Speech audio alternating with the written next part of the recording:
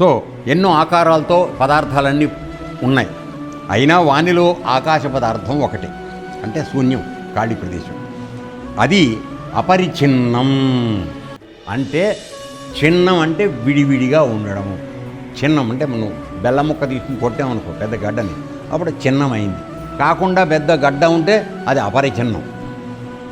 అర్థమైందా? సో ఆకాశం అపరిచ్ఛిన్నం. ఎందుకని? సర్వత్ర వ్యాపించింది కనుక. అయితే నీవు ఈ మొత్తం ఇప్పుడు మన ఆశ్రమంలో ఉన్నటువంటి ఆకాశం ఖాళీ ప్రాంతంలో ఈ బిల్డింగు కట్టడం వలన ఈ బిల్డింగు మధ్యలో ఉన్నటువంటి ఖాళీ ప్రదేశంతో బయట ఆకాశాన్ని ఈ గోడలు అడ్డంగా ఉన్నాయి. అవునా కాదు? మొత్తం అంతా ఆకాశం నాన్న. ఇది 5 గుంటల స్థలం, ఇది ఆకాశం.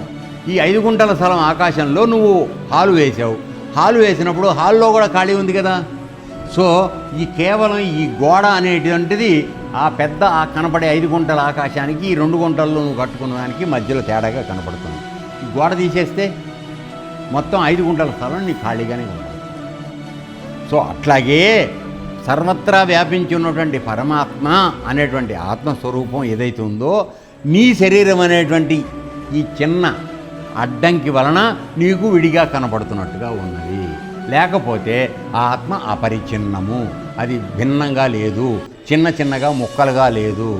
కేవలం నీ శరీరం అనే తొడుగు అడ్డం రావడం వలన ఈ శరీరం లోపల ఆత్మ ఉన్నది, శరీరం బయట కూడా ఆత్మ ఉన్నది, అంతా ఉన్నది ఆత్మలోనే. కాబట్టి మహానుభావులు తెలుసుకున్న జ్ఞానం తెలుసుకున్న వాళ్ళు ఏం చెప్తున్నారంటే ఉన్నది ఆత్మ ఒకటే.